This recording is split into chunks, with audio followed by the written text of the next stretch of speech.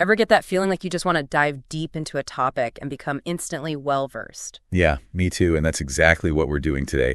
A total deep dive into the career of a legend, someone who transcended tennis to become a global icon. We're talking about the one and only Roger Federer. Over 2 decades, he's left an incredible mark on the world. You said it, and we're not just going to skim the surface here. This is going to be a real test of your Federer knowledge, getting to those deeper insights and really appreciating what made him so special. Exactly. We've got a fun, interactive way to do just that. We've gone through some amazing material about Federer, and we've come up with 25 quiz questions to put your expertise to the test. Each question has 3 choices, so get those thinking caps on. One of us will ask, the other will break down the choices and give some background, and then we'll reveal the answer. Think you're ready for the first serve? Absolutely. Bring it on. All right. Question number 1. How many Grand Slam singles titles did Roger Federer win? Is it A, 18, B, 20, or C, 22? Okay, let's dissect these numbers. 18 Grand Slams. That's a huge number. You're definitely in the conversation for one of the best ever, if you hit that mark. A period of serious dominance for sure. Now, 22, that's a number that might make you think of some more recent players or maybe even confuse Federer with another tennis giant. The true number is 20, and that, my friend, puts him squarely among the absolute legends. 2 decades of excellence, but especially that stretch from like 2004 to 2009, what an era.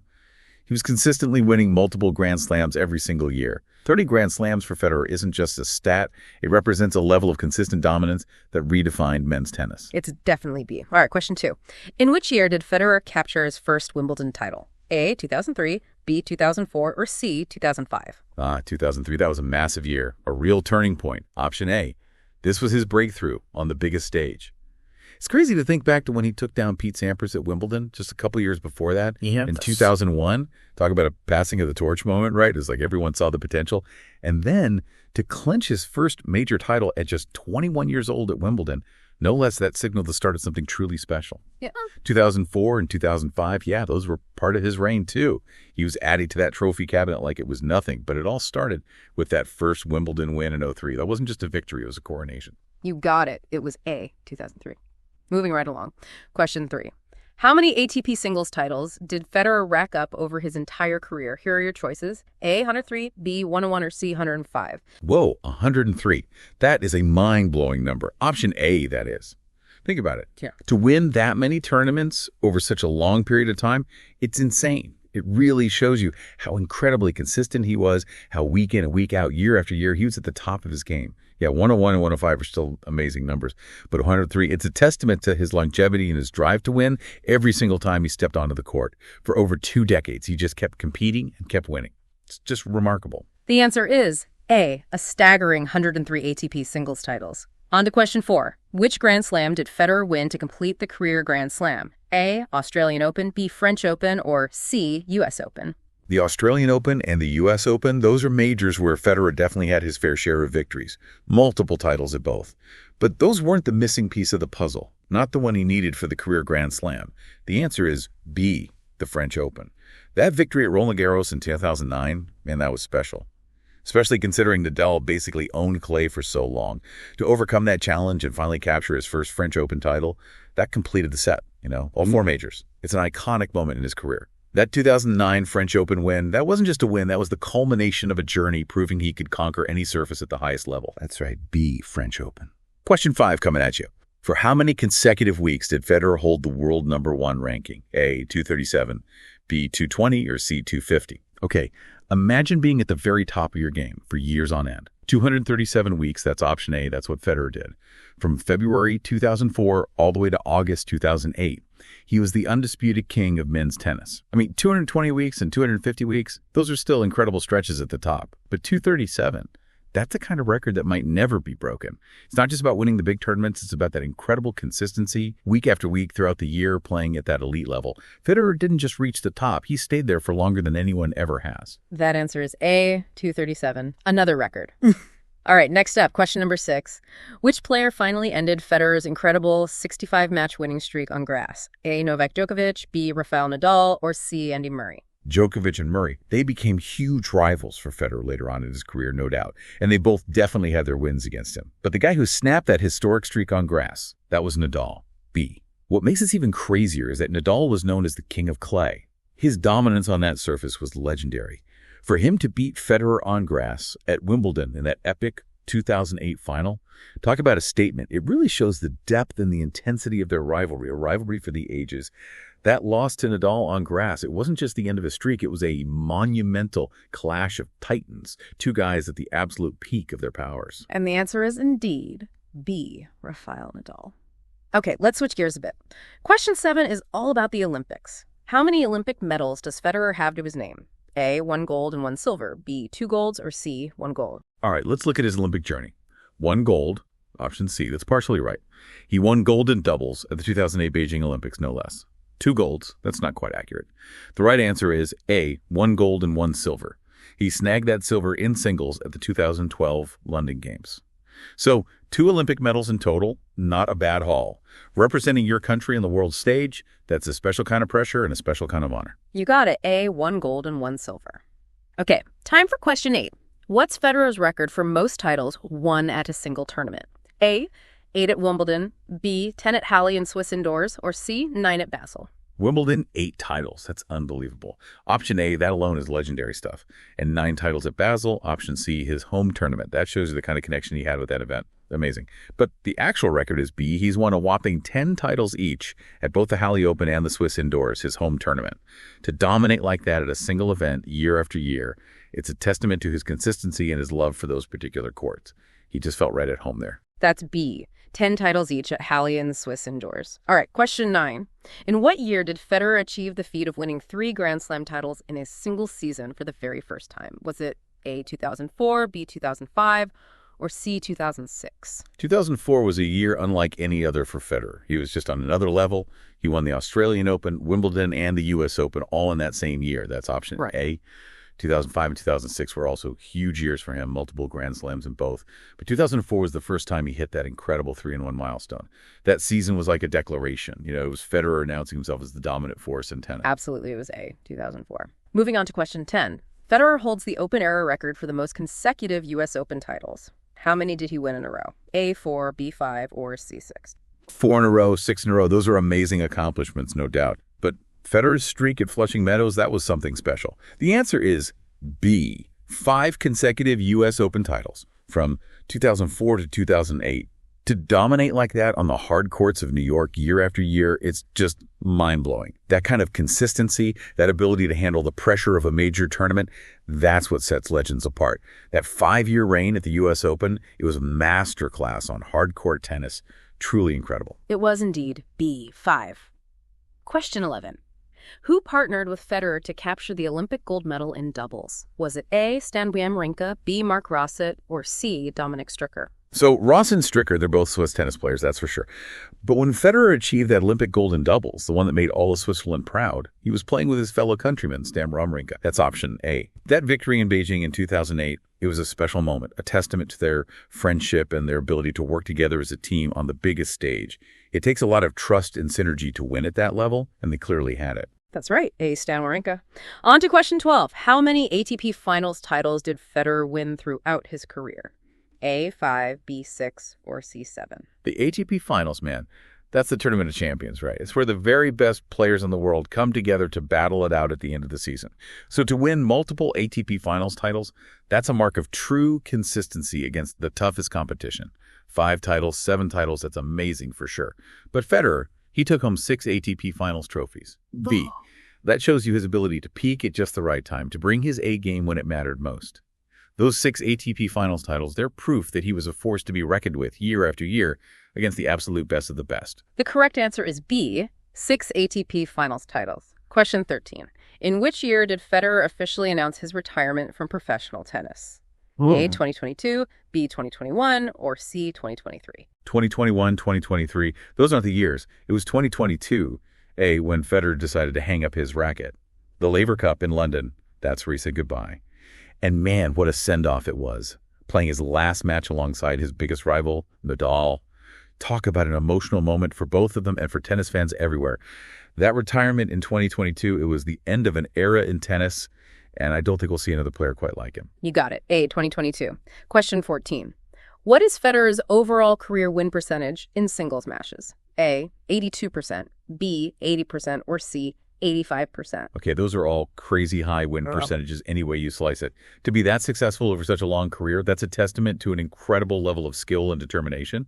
Federer's win percentage is a mind-boggling 82%, option A. Think about that for a second. Over 2 decades, against the best players in the world, he won more than 4 out of every 5 matches he played. That's insane. That's not luck. That's pure talent and a winning mentality. You nailed it. 82%. Question 15. How many consecutive Grand Slam semifinals did Federer reach, which is a record in men's tennis, by the way? A, 20, B, 23, or C, 25? Just getting to the semis of a Grand Slam is a huge achievement. But to do it over and over again for that long, that's a whole different level of consistency. 20 semifinals in a row, 25 semifinals in a row. Those would be crazy accomplishments. But Federer, he went even further with a jaw-dropping 23 consecutive Grand Slam semifinals. That's option B. It's just incredible, the mental toughness and focus that takes. To perform under that kind of pressure, tournament after tournament, that's what separates the greats from the legends. You're absolutely right. It's B, 23. Almost there. Just a few more questions to go. Question 16. What's the highest number of hard court titles Federer won during his career? A, 71, B, 68, or C, 75? Federer wasn't a one-surface wonder. He was dominant on all of them. But hard courts, that's where he really shines. 68 titles, 75 titles, those are both huge numbers, no question. But the actual number is even higher, 71, option A. That's a testament to his versatility and his ability to adapt his game to different surfaces. He wasn't just a grass court specialist, he was a master of hard courts as well. It is indeed A, 71. Question 17. At which tournament did Federer win his very first ATP singles title? Was it A, Stuttgart Open, B, Milan Indoor, or C, Rotterdam Open? Stuttgart and Rotterdam, those are both tournaments where Federer tasted victory later in his career for sure. But the place where it all began, that first taste of ATP glory, that was the Milan Indoor Tournament, option B. That win was a sign of things to come, the beginning of a journey that would see him win more titles than almost anyone in history. It's always special to look back at those early wins, those moments when a champion is just starting to emerge. That's right. It all started at B, Milan Indoor. Question 18. Federer is widely considered one of the greatest grass court players of all time. How many Wimbledon titles did he manage to win? A, 8, B, 7, or C, 9? Wimbledon, the grass, the history, it's a tournament that's synonymous with Federer's dominance. 7 titles, 9 titles, those are amazing numbers, no doubt. But the actual record is even more impressive, 8 Wimbledon titles. That's option A. No man has won more singles titles at the All England Club. That record alone cements his legacy as a grass court legend, the king of Wimbledon. It's hard to imagine anyone surpassing that feat. It's an incredible meko. 8 Wimbledon titles. All right, we're nearing the finish line, but these last few questions are still tough. Question 19. Which player defeated Federer in that legendary 2008 Wimbledon final, a match often considered one of the greatest ever played? Was it A, Novak Djokovic, B, Rafael Nadal, or C, Andy Roddick? Djokovic and Roddick. They were fierce competitors for Federer, no doubt. They had some epic battles over the years, but the player who emerged victorious in that unforgettable 2008 Wimbledon final, one for the history books, that was Nadal, option B. That match, it was more than just a tennis match. It was a clash of styles, personalities, and 2 guys at the absolute top of their game. It's a match that people still talk about today, and for good reason. It had everything: drama, skill, incredible shot making, and a finish that no one will forget. You got it. It was B, Rafael Nadal. Question 20. Federer has represented Switzerland in the Hopman Cup many times. How many titles did he win? A, 2, B, 3, or C, 4? The Hopman Cup, it's a cool event. Mixed teams representing their countries, battling it out for national pride. Federer, he always seemed to relish the opportunity to represent Switzerland. 2 titles, 4 titles, those are respectable numbers for sure. But he actually won it 3 times. B, that shows you his commitment to his country and his ability to thrive in a team environment. He wasn't just about individual glory. He was a true team player when it came to representing Switzerland. That's right. B, 3 Hopman Cup titles for Switzerland. Question 21. Federer shares the record for most Cincinnati Masters titles. How many times did he win it? A, 6, B, 7, or C, 8? The Cincinnati Masters, that's one of the big ones, a Masters 1000 event, right? Winning it multiple times is a huge accomplishment. 6 titles, 8 titles, that's a pretty good haul. But Federer, he went even further. He won it 7 times, option B, tying the record. That's a testament to his consistency at a high level, especially on hard courts. He just had a knack for peaking at the right time and bringing his A game to those big events. You're on a roll. B7 is the correct answer. Just a few questions left. Hang in there. Question 22. What is the estimated total prize money Federer earned during his incredible career? A, $120 million, B, $130 million, or C, $140 million? Wow, we're talking serious money here, the kind of numbers that make your head spin. It really shows you how lucrative professional tennis can be at the very top. Federer's estimated career prize money is a staggering $130 million, option B.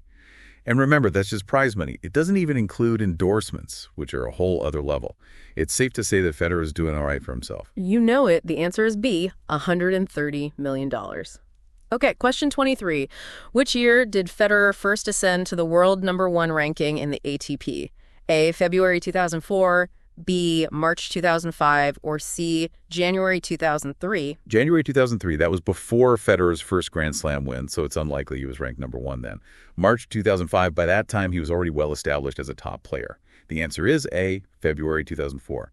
That's when he reached the summit of men's tennis for the first time, and as we know, he stayed there for a very, very long time. It was the beginning of a reign that redefined dominance in the sport. That's right. A, February 2004. Question 24. How many matches did Federer win in his longest winning streak on hard courts? A, 56 matches, B, 50 matches, or C, 60 matches? 50 matches, 60 matches, those are impressive winning streaks, no doubt. But Federer's longest run on hard courts was even longer, 56 matches, option A. To win that many matches in a row on any surface is mind-boggling. It's a testament to his focus, his determination, and his ability to just keep winning no matter the opponent. The correct answer, A, 56 matches. All right, we've reached the final question of our deep dive quiz. How many Laureus World Sportsman of the Year awards has Federer won? And this is a record across all sports. A, 5, B, 4, or C, 6. The Laureus World Sports Awards, those aren't just for tennis. They recognize the best athletes across every single sport. Winning one is a huge honor, but to win multiple times, that's a sign of true global impact. 4 awards, 6 awards, those would be amazing accomplishments, no question. But Federer, he holds the record with 5 Laureus World Sportsman of the Year awards, option A. That puts him in a league of his own, not just in tennis, but in the entire world of sports. He's a true icon, recognized and respected everywhere. You've got it. A, 5 Laureus Awards. What a journey it's been through Federer's career. Those 2 decades at the top, the Grand Slams, the ATP titles, that record-breaking time at #1, and even those Olympic moments, it's really something special. You said it, but beyond the stats, there's so much more to appreciate. That elegant style of play, the rivalries with Nadal and Djokovic, the era of the big three, it was a golden age for tennis. And let's not forget his work off the court, the foundation, the sportsmanship.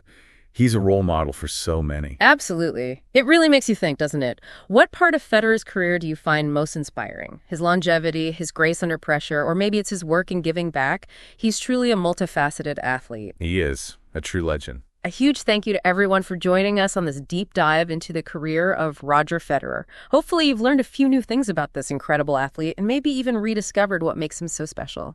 We'll see you on the next deep dive.